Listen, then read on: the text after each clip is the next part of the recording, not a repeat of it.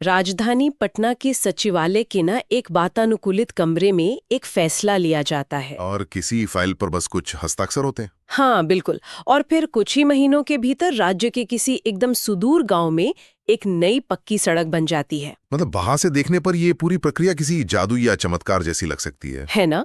लेकिन असल में इसके पीछे एक बहुत ही जटिल और व्यवस्थित मशीनरी काम कर रही है। और आज के हमारे इस विशेष विश्लेषण का मिशन ठीक इसी मशीनरी को समझना है। सही कहा। हमारे पास जो स्रोत और नोट्स हैं आज, वो संपूर्ण भारतीय राज व्यवस्था के उस मास्टर ब्लूप्रिंट को डिकोड करते हैं जो खास तौर पर बिहार के प्रशासनिक ढांचे को चलाता है। जो लोग बीपीएससी, बिहार पीसीएस, टीआरई या अन्य राज्य स्तरीय प्रतियोगी परीक्षाओं की तैयारी कर रहे हैं, उनके लिए ये चर्चा सिर्फ कुछ तथ्यों को रटने के बारे में नहीं है। बिल्कुल नहीं। आज हमारा उद्देश्य ये समझना है कि ये सारे तथ्य जमीन पर काम कैसे करते हैं। मतलब जब तक क्या के साथ क्यों और कैसे का संबंध स्पष्ट नहीं होगा, तब तक राजव्यवस्था का असली स्वरूप समझ में नहीं आ सकता। तो आज हम सिर्फ ये नहीं देखेंगे कि नीतियां क्या हैं, बल्कि ये भी समझेंगे कि वो क्यों बनाई जाती हैं और लागू कैसे होती हैं। इस पूरी चर्चा का सबसे महत्वपूर्ण पहलू यही है कि हमें रटने की प्रवृत्ति से बाहर आना होगा। प्रतियोगी परीक्षाओं में अब सीधे सवाल कम आते हैं, विश्लेषणात्मक सवाल ज्यादा पूछे जाते हैं। एकदम सही बात है। तो चलिए सबसे बुनियादी सवाल से शुरुआत करते हैं। किसी भी लोकतांत्रिक शासन को चलाने के लिए एक नियम पुस्तिका की जरूरत होती है, जिसे हम संविधान कहते हैं। जो कि कोई सामान्य किताब नहीं है, ये देश की सर्वोच्च विधि यानी सुप्रीम लॉ है। बिल्कुल। और ये नागरिकों को उनके मौलिक अधिकार तो देता ही है, लेकिन इसका एक और बहुत बड़ा काम है, शक्तियों का बंटवारा करना। हाँ, सेपरेशन ऑफ पावर्स। तो इसे समझने के लिए विशाल फैक्ट्री की उपमा लेते हैं। मतलब किसी भी बड़ी मैन्युफैक्चरिंग कंपनी में सारा काम कोई एक व्यक्ति या एक ही टीम तो नहीं कर सकती, है ना? जाहिर है काम को बांटना पड़ता है। तो वहाँ एक डिजाइन टीम होती है जो प्रोडक्ट का ब्लूप्रिंट बनाती है। फिर एक मैन्युफैक्चरिंग टीम होती है जो उस डिजाइन को हकीकत में ढालकर प्रोडक्ट तैयार करती है। और अंत में एक क्वालिटी चेक टीम भी होती होगी। बिल्कुल, जो ये सुनिश्चित करती है कि प्रोडक्ट सारे मानकों पर खरा उतरे। इस फैक्ट्री वाली उपमा को अगर हम अपने लोकतंत्र के ढांचे पर रखें तो तस्वीर बिल्कुल साफ हो जाती है। हमारे संविधान ने भी इसी तर्ज पर लोकतंत्र के 3 प्रमुख स्तंभ बनाए। अच्छा, तो वो कौन कौन से हैं? पहला स्तंभ है विधायिका यानी लेजिस्लेटर। ये हमारी वो डिजाइन टीम है। इसका काम है समाज की जरूरतों को समझना और उसके हिसाब से नीतियां या कानून बनाना। और मैन्युफैक्चरिंग टीम कौन सी हुई? वो है दूसरा स्तंभ, कार्यपालिका यानी एग्जीक्यूटिव। अगर विधायिका ने शिक्षा के लिए कोई नया कानून बना दिया तो उस कानून के तहत स्कूल बनवाना, शिक्षकों की भर्ती करना, ये सब कार्यपालिका का काम है। तो फिर तीसरा स्तंभ न्यायपालिका होगा यानी जुडिशरी, जो हमारी क्वालिटी चेक टीम है। एकदम सही। न्यायपालिका कानूनों की व्याख्या करती है। मतलब अगर कार्यपालिका कानून को लागू करने में कोई मनमानी करे या विधायिका कोई ऐसा कानून बना दे जो संविधान के मूल ढांचे के ही खिलाफ हो, तो न्यायपालिका वहां हस्तक्षेप करेगी। शक्तियों के पृथक्करण का यही सबसे बड़ा फायदा है। ये तीनों स्तंभ स्वतंत्र रूप से काम करते हैं, लेकिन चेक एंड बैलेंस की व्यवस्था के तहत एक दूसरे पर नजर भी रखते हैं। अच्छा, तो डिजाइन बन गया और फैक्ट्री का ढांचा भी समझ आ गया।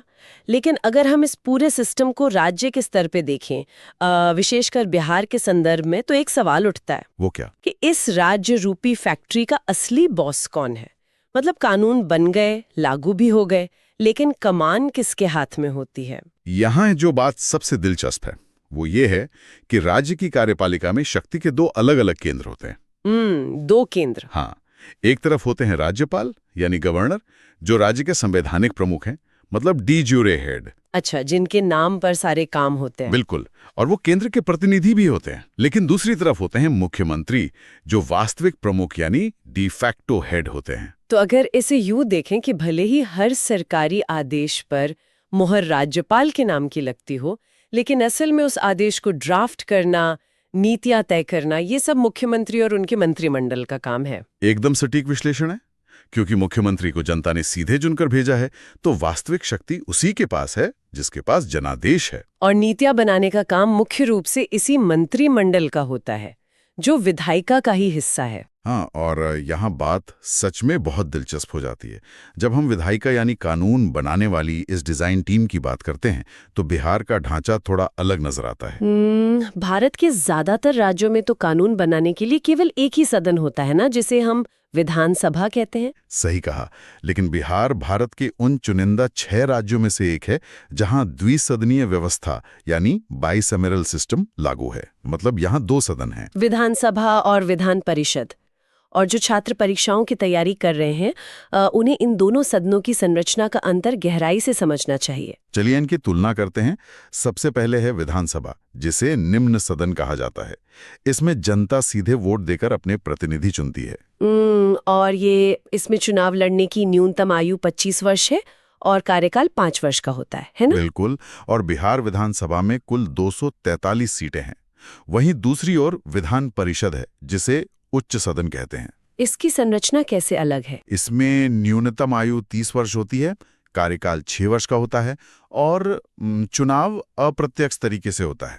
बिहार विधान परिषद में सीटों की संख्या 75 है। देखिए, ये 243 और 75 सीटों का जो आंकड़ा है ना, ये परीक्षा में अक्सर पूछा जाता है, इसे जरूर याद रखें। लेकिन मेरे मन में यहाँ एक तार्किक सवाल आ रहा है। पूछिए। जब भारत के ज्यादातर राज्यों का काम एक सदन से चल जाता है, तो बिहार जैसे राज्य में 2 सदनों के होने का क्या प्रशासनिक महत्व है? मतलब क्या ये खर्चीला नहीं है? ये एक बहुत ही तीखा लेकिन जरूरी सवाल है। अक्सर द्विसदनीय व्यवस्था की आलोचना होती है, लेकिन इसके 2 बहुत बड़े प्रशासनिक फायदे हैं। अच्छा, वो क्या? पहला फायदा है व्यापक प्रतिनिधित्व। विधानसभा में सिर्फ राजनीतिक दल के लोग आते हैं, लेकिन विधान परिषद में शिक्षकों, स्नातकों और स्थानीय निकायों के प्रतिनिधियों के लिए विशेष सीटें आरक्षित होती हैं। ओह, मतलब समाज के बौद्धिक और जमीनी स्तर के लोगों को सीधे अपनी बात रखने का मौका मिलता है। बिल्कुल। और दूसरा बड़ा कारण है हड़बड़ी में बनने वाले कानूनों पर रोक लगाना, एक कूलिंग ऑफ पीरियड। जैसे अगर विधानसभा में किसी भावुक मुद्दे पर जल्दबाजी में कोई बिल पास हो जाए। हाँ, तो जब वो बिल विधान परिषद में जाता है तो वहां उस पर ठंडे दिमाग से और अधिक गहराई से चर्चा होती है। ये एक ब्रेकिंग सिस्टम की तरह काम करता है। ये तो बात हुई कानून बनाने और लागू करने की। लेकिन अगर कोई इन कानूनों को ना माने तो सिस्टम को सही दिशा में रखने के लिए न्यायपालिका कैसे काम करती है? इसके लिए राज्य की न्यायपालिका का ढांचा समझना होगा। पिरामिड में सबसे ऊपर होता है पटना उच्च न्यायालय, यानी पटना हाई कोर्ट। ये सर्वोच्च अपीलीय न्यायालय है। और यहाँ तैयारी करने वालों के लिए एक बहुत ही महत्वपूर्ण तथ्य है। पटना उच्च न्यायालय की स्थापना 3 फरवरी 1916 को हुई थी। हाँ, 3 फरवरी 1916। ये परीक्षा उपयोगी तथ्य है, इसे नोट्स में एकदम अंडरलाइन कर लें। और हाईकोर्ट के नीचे क्या होता है? उसके नीचे हर जिले में जिला और सत्र न्यायालय होते हैं। यहाँ एक तकनीकी अंतर है जो अक्सर कंफ्यूज करता है। कैसा अंतर? जब कोई न्यायाधीश सिविल मामलों जैसे जमीन विवाद की सुनवाई करता है तो उसे जिला न्यायाधीश कहते हैं। और जब वही न्यायाधीश आपराधिक मामलों जैसे चोरी या हत्या की सुनवाई करता है तो उसे सत्र न्यायाधीश यानी सेशंस जज कहते हैं। अच्छा, वर्गीकरण बहुत स्पष्ट है। इसके अलावा कुछ स्वतंत्र संवैधानिक निकाय भी तो होते हैं ना, जैसे बीपीएससी यानी बिहार लोक सेवा आयोग। बिल्कुल, जिसका काम राज्य सिविल सेवाओं में भर्ती करना है। और इसी श्रृंखला में एक और बेहद अहम निकाय है राज्य चुनाव आयोग। और अगर हम इसे बड़े परिप्रेक्ष्य में देखें तो यहाँ अक्सर एक भ्रांति होती है। एकदम सही कह रही हैं आप। जब भी चुनाव का नाम आता है, लोग सोचते हैं कि राज्य चुनाव आयोग राज्य के विधानसभा चुनाव करवाता होगा। हाँ, सुनने में तो ये लॉजिकल लगता है। लेकिन ऐसा नहीं है। विधानसभा, विधान परिषद और लोकसभा, इन तीनों के चुनाव भारत का चुनाव आयोग करवाता है। तो फिर राज्य चुनाव आयोग क्या करता है? इसका काम पंचायत और नगर निगमों के चुनाव करवाना है। अरे वाह, ये तो एक आहा मोमेंट है। ये याद रखना चाहिए कि राज्य चुनाव आयोग सिर्फ स्थानीय चुनाव करवाता है। हाँ। अच्छा, एक पद महाधिवक्ता का भी होता है ना? हाँ, एडवोकेट जनरल। मान लीजिए सरकार की किसी नीति को हाई कोर्ट में चुनौती मिल गई, तो कोर्ट में सरकार की तरफ से बहस कौन करेगा? कोई मंत्री तो जाएगा नहीं। बिल्कुल। तो संविधान ने महाधिवक्ता का पद बनाया है, जो राज्य सरकार का सर्वोच्च कानूनी सलाहकार होता है।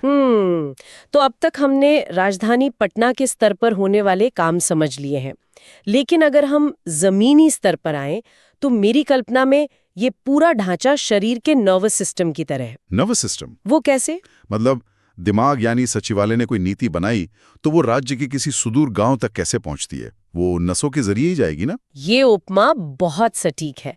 अगर हम बिहार के प्रशासनिक ढांचे को देखें, तो ये 5 स्तरों का एक पिरामिड है।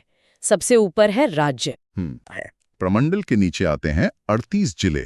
ठीक है, 38 जिले। जिलों को बांटते हुए 101 अनुमंडल यानी सब डिवीजन बनाए गए हैं, और पिरामिड के सबसे निचले स्तर पर 534 प्रखंड यानी ब्लॉक्स होते हैं। मतलब एक राज्य, 9 प्रमंडल, 38 जिले, 101 अनुमंडल और 534 प्रखंड। लेकिन इस पिरामिड में अधिकारियों की भूमिका क्या है? जिला स्तर पर तो जिलाधिकारी या डीएम होता है। हाँ, जो कानून व्यवस्था और राजस्व देखता है। लेकिन डीएम के आदेशों को जमीन तक पहुंचाने के लिए अनुमंडल स्तर पर एसडीओ की भूमिका होती है। अनुमंडलाधिकारी, जो जिले और प्रखंड के बीच की कड़ी है। बिल्कुल। और असली काम प्रखंड स्तर पर होता है। यहाँ 2 अहम अधिकारी होते हैं, डीडीओ और बीडीओ। डीडीओ यानी आहरण एवं संवितरण अधिकारी। इसका क्या काम है? तो राज्य के खजाने से फंड निकालने का अधिकार डीडीओ के पास होता है, और एक बार पैसा आ गया तो जमीनी योजनाओं का क्रियान्वयन बीडीओ यानी ब्लॉक डेवलपमेंट ऑफिसर करवाता है। तो इसका मतलब क्या हुआ? मतलब डीडीओ और बीडीओ ही वो वास्तविक इंजन है जो राज्य के फंड को विकास में बदलते हैं। एकदम सही। लेकिन सिर्फ अधिकारियों से काम नहीं चलता, इसलिए पंचायती राज व्यवस्था है। ये त्रिस्तरीय जमीनी सरकार है। हाँ, 73वां संविधान संशोधन। इसमें जिला स्तर पर जिला परिषद, प्रखंड स्तर पर पंचायत समिति और ग्राम स्तर पर ग्राम पंचायत होती है। तो इस पूरे मास्टर ब्लूप्रिंट का प्रवाह एक कहानी जैसा है। विधानसभा में कानून बनता है, सचिवालय में नीतियां बनती हैं, जिलाधिकारी निर्देश देते हैं, और डीडीओ बीडीओ प्रखंड में फंड संभालते हैं, और अंततः ग्राम पंचायत से जनता तक लाभ पहुंचता है। ये बहुत ही स्पष्ट है। तो चलिए, क्लास खत्म होने से पहले कुछ रैपिड फायर तथ्यों को बुलेट पॉइंट स्टाइल में दोहरा लेते हैं। बिल्कुल। बिहार में लोकसभा सीटें कितनी हैं? 40। और राज्यसभा सीटें? 16। इसे जरूर याद रखें। और जिले 38 हैं, प्रमंडल 9 है। अनुमंडल 101 और कुल प्रखंड 534। ये आंकड़े परीक्षा के लिए बेहद जरूरी हैं। तो आज हमने सिर्फ कुछ पन्ने नहीं पलटे, बल्कि पूरे राज्य को चलाने वाले इस विशाल इंजन को खोलकर देखा है। ये जानकारी सिर्फ परीक्षा के लिए नहीं, एक जागरूक नागरिक बनने के लिए भी जरूरी है। हाँ, और एपिसोड का अंत में एक सवाल के साथ करना चाहूंगा। हाँ। पूरा मास्टर ब्लूप्रिंट इस बात पर टिका है कि सबसे ऊपरी स्तर से चला हुआ लाभ बिना रुके सबसे निचले स्तर तक पहुंचे। लेकिन आपको क्या लगता है, जब एक फाइल सचिवालय से निकलकर प्रखंड तक पहुंचती है, तो क्या वो कागजों का सफर और जमीनी हकीकत आपस में मेल खाते हैं? ये सोचने वाली बात है। एक भावी अधिकारी के रूप में यह सवाल खुद से जरूर पूछना चाहिए। में दिए गए इस संदेश के साथ अपनी तैयारी को नई दिशा दें और रिवीजन करते रहें। सुनने वालों के लिए, जुड़ने के लिए बहुत बहुत धन्यवाद। अगर मैं कहूं कि एक ऐसा राज्य जिसे अक्सर आर्थिक चुनौतियों और पिछड़ेपन के नजरिए से देखा जाता है, वो असल में अपनी नियमित कमाई और खर्च के संतुलन के मामले में देश के कई तथाकथित अमीर राज्यों से भी बेहतर स्थिति में है, तो क्या ये बात आसानी से गले उतरेगी? शायद बिल्कुल नहीं। ज्यादातर लोगों को तो यही लगेगा कि ये कोई मजाक है। हाँ, वही ना। अक्सर जब अर्थव्यवस्था या राज्य के बजट की बात होती है, तो दिमाग में बस भारी भरकम दस्तावेजों, प्रतिशत के निशानों और एकदम उबाऊ आंकड़ों की तस्वीर उभरती है। ऐसा लगता है जैसे किसी भूल भुलैया में आ गए हों। बिल्कुल, और इसीलिए अर्थशास्त्र कई बार बहुत नीरस लगने लगता है। सही कहा। लेकिन क्या हो अगर हम एक राज्य के बजट को महज कुछ पन्नों के गणित की तरह न देखकर उसे एक बैंक स्टेटमेंट या फिर किसी की निजी डायरी की तरह पढ़ें? क्योंकि जब हम आंकड़ों के पीछे की मंशा को टटोलते हैं ना, तो हमें सिर्फ संख्याएं नहीं दिखती, बल्कि उस राज्य की नीयत और उसके भविष्य के कई चौंकाने वाले राज खुलते हैं। एकदम सही बात है। तो आज हमारी इस गहरी चर्चा यानी इस डीप डाइव के केंद्र में है बिहार अर्थव्यवस्था 2018-19 के प्रमुख आंकड़े। चलिए इसे थोड़ा आसान भाषा में समझते हैं। और ये बजट को देखने का एक बहुत ही शानदार नजरिया है। देखिए, अर्थशास्त्र असल में सिर्फ संख्याओं का विज्ञान नहीं है, बल्कि ये मानव व्यवहार और सरकारी प्राथमिकताओं का विज्ञान है। बिल्कुल। जो लोग राज्य के प्रशासन को समझने की कोशिश कर रहे हैं या मतलब जो प्रतियोगी परीक्षाओं की तैयारी कर रहे हैं, उनके लिए ये विषय सिर्फ रटने वाली जानकारी नहीं होनी चाहिए। अक्सर एग्जाम्स के लिए बस डेटा रट लिया जाता है। वही तो अक्सर देखा गया है कि बीपीएससी या पीसीएस जैसी परीक्षाओं में इन आंकड़ों को रटने पर ही जोर दिया जाता है। लेकिन आज हमारी इस चर्चा का उद्देश्य उस रटने वाली प्रवृत्ति को तोड़ना है। मतलब हम आज इसके पीछे का लॉजिक समझेंगे। जी, हम इन भारी भरकम शब्दों के पीछे के क्यों और कैसे की परतों को खोलेंगे, क्योंकि जब तक ये समझ नहीं आएगा कि कोई आंकड़ा ऐसा क्यों है, तब तक राज्य की असली आर्थिक तस्वीर तो अधूरी ही रहेगी ना। बिल्कुल। और परीक्षा में कोई भी घुमावदार सवाल आ गया तो वो छूट जाएगा। बिल्कुल सही कहा आपने। तो चलिए इस जटिल लगने वाले विषय को थोड़ा डिकोड करते हैं। इस चर्चा की शुरुआत बुनियादी सवाल से करते हैं। अगर हमें किसी भी राज्य की वित्तीय सेहत मतलब उसकी फाइनेंशियल फिटनेस को मापना हो तो उसका सबसे पहला पैमाना क्या होना चाहिए? वो कौन सा थर्मोमीटर है जो बताता है कि अर्थव्यवस्था स्वस्थ है या बीमार? किसी भी राज्य की वित्तीय सेहत को मापने का जो सबसे पहला और अहम पैमाना होता है ना, उसे अर्थशास्त्र की भाषा में राजस्व अधिशेष यानी रेवेन्यू सरप्लस कहते हैं। Revenue surplus? हाँ, अच्छा। हाँ। इसे अगर बिल्कुल सामान्य शब्दों में समझें तो ये तब होता है जब राज्य की राजस्व प्राप्तियां उसके राजस्व व्यय से अधिक हो जाती हैं। मतलब कमाई खर्चे से ज्यादा हो। बिल्कुल। इसे थोड़ा और खोलते हैं। राजस्व प्राप्तियों का मतलब है वो पैसा जो सरकार के पास नियमित तौर पर आ रहा है, जैसे टैक्स हो गया, केंद्र से मिलने वाला हिस्सा हो गया या कोई फीस हो गई। और दूसरी तरफ राजस्व व्यय सरकार का वो रोजमर्रा का खर्च है जिसके बिना प्रशासन चल ही नहीं सकता, जैसे कर्मचारियों की सैलरी, पेंशन या फिर पुराने कर्जों पर दिया जाने वाला ब्याज। अच्छा, तो जब आपकी नियमित कमाई आपके इन रोजमर्रा के खर्चों से ज्यादा होती है तो जो शुद्ध बचत हाथ में आती है वही राजस्व अधिशेष है, राइट? एकदम सही पकड़े हैं आप। तो मतलब अगर मैं इसे रोजमर्रा की जिंदगी की एक उदाहरण से जोड़ूं तो क्या हम कह सकते हैं कि जो राजस्व व्यय है वो गाड़ी में पेट्रोल भरवाने और सर्विसिंग कराने जैसा है? मतलब ये गाड़ी को बस चलते रहने देता है, कोई नई संपत्ति नहीं बनाता। हाँ, बिल्कुल सटीक एनालॉजी है ये। और राजस्व प्राप्तियां आपकी मासिक सैलरी है। तो अगर आपकी सैलरी आपके पेट्रोल और घर के राशन के खर्चे से ज्यादा है तो आप एक सुरक्षित स्थिति में है। ये तो 100 रुपए कमाना और 80 रुपए खर्च करके 20 रुपए बचाने वाली बात हो गई। जी, और इसी पैमाने पर जब हम बिहार को देखते हैं ना, तो स्थिति काफी सकारात्मक दिखाई देती है।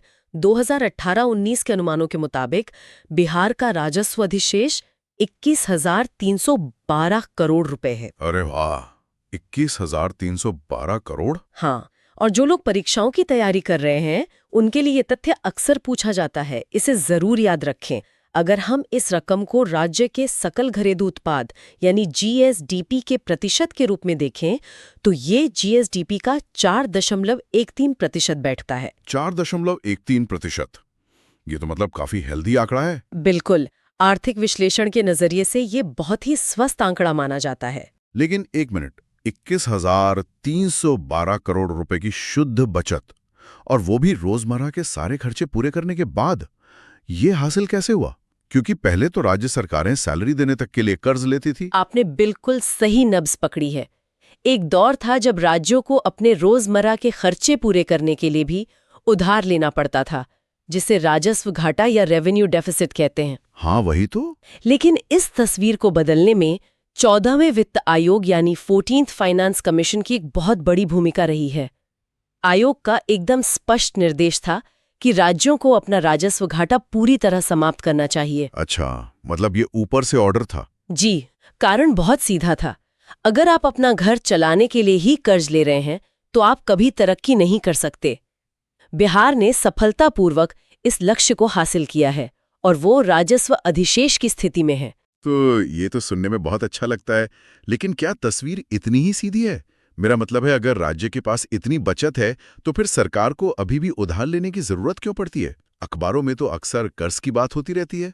और यहीं से हमारी चर्चा में राजकोषीय घाटे यानी फिस्कल डेफिसिट की अवधारणा आती है। देखिए, एक सरकार का काम सिर्फ अपनी प्रशासनिक गाड़ी को धक्का लगाना नहीं होता, उसे विकास भी करना होता है। बिल्कुल। उसे नए स्कूल, अस्पताल, फ्लाईओवर्स और पावर प्लांट्स भी बनाने होते हैं। इसे अर्थशास्त्र में पूंजीगत व्यय या कैपिटल एक्सपेंडिचर कहते हैं। ये वो खर्च है जो भविष्य के लिए नई संपत्तियां बनाता है। समझ गया। तो आपके 21,000 करोड़ का अधिशेष अच्छा है, लेकिन जब आपको पूरे राज्य में बुनियादी ढांचा खड़ा करना हो ना, तो ये रकम ऊंट के मुंह में जीरे के समान हो जाती है। अच्छा, तो ये राजकोषीय घाटा तब होता है जब सरकार कहती है कि हमारी बचत विकास में लग गई, लेकिन हमें और अस्पताल बनाने हैं, इसलिए अब हमें उधार लेना पड़ेगा। जी, तकनीकी भाषा में कहें तो राजकोषीय घाटा तब होता है जब कुल व्यय कुल प्राप्तियों से अधिक हो जाता है। ये सरकार की कुल उधारी की आवश्यकता को दर्शाता है, जिससे कुल देनदारियों में वृद्धि होती है। तो उधारी की स्थिति असल में है क्या, अगर हम आंकड़ों पर नजर डालें तो? इसके लिए आंकड़ों की तुलना करनी होगी। अगर हम 2017-18 के संशोधित आंकड़ों को देखें तो ये घाटा बहुत अधिक था। ये लगभग 34,958 करोड़ रुपया था। अरे बाप रे। हाँ, जो कि राज्य के जीएसडीपी का 7.5% बैठता है। 7.5%, ये तो बहुत ज्यादा है। बहुत ज्यादा था, लेकिन असली कहानी 2018-19 के अनुमानों में सामने आती है। इसमें भारी सुधार देखने को मिला। ये घटकर सिर्फ 11,204 करोड़ रुपए रह गया, जो जीएसडीपी का मात्र 2.17% है। वाह, 7.5 से सीधा 2.17%। हाँ, और यहाँ 14वें वित्त आयोग की सीमा याद रखनी चाहिए। सामान्य निर्धारित सीमा जीएसडीपी का 3% है। तो मतलब बिहार 2018-19 में इसके सुरक्षित भीतर है। बिल्कुल सुरक्षित भीतर है। और हाँ, राज्य को 0.5% की अतिरिक्त छूट भी मिल सकती है, बशर्ते वो अपने ऋण और ब्याज भुगतान को एक विशिष्ट स्तर तक बरकरार रखे। 1 मिनट, यहाँ मुझे थोड़ा रुकना होगा। मेरा एक बहुत ही तीखा सवाल है। अगर घाटा एक ही साल में 7.5% से गिरकर 2.17% पर आ गया, तो क्या इसका मतलब यह है कि राज्य ने कागजों पर अच्छा दिखने के लिए अचानक से अपने विकास कार्यों पर खर्च रोक दिया है? ये बहुत ही विश्लेषणात्मक सवाल है और अक्सर दिमाग में आता भी है। लेकिन इसका खंडन करने के लिए हमें ये देखना होगा कि पैसा असल में जा कहाँ रहा है। हमें राज्य की खर्च की प्राथमिकताओं या सेक्टोरल एलोकेशन का विश्लेषण करना होगा। तो चलिए वही देखते हैं। हमारे पास जो डेटा है उसमें बिहार की तुलना 18 प्रमुख राज्यों के औसत से की गई है। तो ये तुलना क्या दिखाती है? ये आंकड़े काफी दिलचस्प हैं। बजट का सबसे बड़ा झुकाव शिक्षा की ओर है। पूरे 18% का आवंटन किया गया है। 18%? ये तो बहुत बड़ा हिस्सा है। बिल्कुल, और ये अन्य 18 राज्यों के औसत व्यय से काफी अधिक है। ये आंकड़े मानव पूंजी यानी ह्यूमन कैपिटल के निर्माण में राज्य की दीर्घकालिक सोच को दर्शाते हैं। जो लोग परीक्षा की तैयारी कर रहे हैं, उनके लिए मेरी सलाह है कि शिक्षा पर 18% का ये आंकड़ा आगामी परीक्षाओं के लिए एकदम कंठस्थ कर लें। ये तो ऐसा है जैसे कोई परिवार अपनी अतिरिक्त आय का सबसे बड़ा हिस्सा अपने बच्चों की उच्च शिक्षा में लगा रहा हो। एकदम सही। और सिर्फ शिक्षा ही नहीं, ग्रामीण विकास का आवंटन भी 8.7% है, जबकि 18 राज्यों का राष्ट्रीय औसत केवल 5.6% है। अच्छा, मतलब वो परिवार बचे हुए पैसे से अपने पैतृक गांव के घर को भी पक्का कर रहा है। हाँ, और ग्रामीण बुनियादी ढांचे का निर्माण कर रहा है। लेकिन देखिए, बजट हमेशा समझौते या ट्रेड ऑफ्स का नाम है। अगर शिक्षा और ग्रामीण विकास को इतना पैसा मिला तो कहीं ना कहीं कटौती भी हुई होगी ना? वो कौन से क्षेत्र हैं जो पीछे छूट गए? बिल्कुल, अगर स्वास्थ्य क्षेत्र की बात करें तो बिहार का आवंटन 4.4% है, जो अन्य 18 राज्यों के औसत व्यय से कुछ कम है। स्वास्थ्य कुछ कम है, ठीक है जी। और कोई क्षेत्र? जो सबसे बड़ा आश्चर्यजनक आंकड़ा है वो कृषि क्षेत्र का है। कृषि, वहाँ क्या स्थिति है? बिहार का आवंटन मात्र 1.6% है, जबकि 18 राज्यों का औसत 6.4% है। क्या 1.6%? यहाँ बात कुछ समझ नहीं आई। देखिए, बिहार मूल रूप से कृषि प्रधान राज्य है। ऐसे में कृषि पर राष्ट्रीय औसत के मुकाबले सिर्फ 1.6% खर्च करना कैसे से ठहराया जा सकता है? क्या सरकार गांवों में सड़कें तो बना रही है, लेकिन उन सड़कों के किनारे बसे खेतों को भूल गई है? ये विरोधाभास बिल्कुल स्पष्ट है और आपका सवाल बहुत तार्किक है, लेकिन प्रतियोगी परीक्षाओं के नजरिए से ये सेक्टोरल कंपैरिजन मैट्रिक्स सबसे महत्वपूर्ण है। मतलब ये ट्रेंड याद रखना जरूरी है। जी, आपको याद रखना है कि शिक्षा और ग्रामीण विकास औसत से अधिक है, स्वास्थ्य कुछ कम है और कृषि काफी कम है। सरकार कई बार अप्रत्यक्ष रूप से ग्रामीण विकास के जरिए कृषि की मदद करती है, लेकिन प्रत्यक्ष आवंटन वाकई बहुत कम है। ये तो वाकई सोचने वाली बात है। खैर, हम इस चर्चा के अंतिम पड़ाव पर पहुंच गए हैं। अगर हमें इस पूरी चर्चा को समेटना हो तो इसका क्विक रिवीजन कैसे करेंगे? अगर त्वरित रिवीजन करें तो बिहार अर्थव्यवस्था के 3 प्रमुख स्तंभ हैं। पहला, राजस्व प्रबंधन। राज्य सफलतापूर्वक राजस्व अधिशेष में है। राइट। दूसरा, घाटा नियंत्रण। राजकोषीय घाटा 2.17% है, जो 3% की सीमा के सुरक्षित भीतर है। और तीसरा है प्राथमिकता।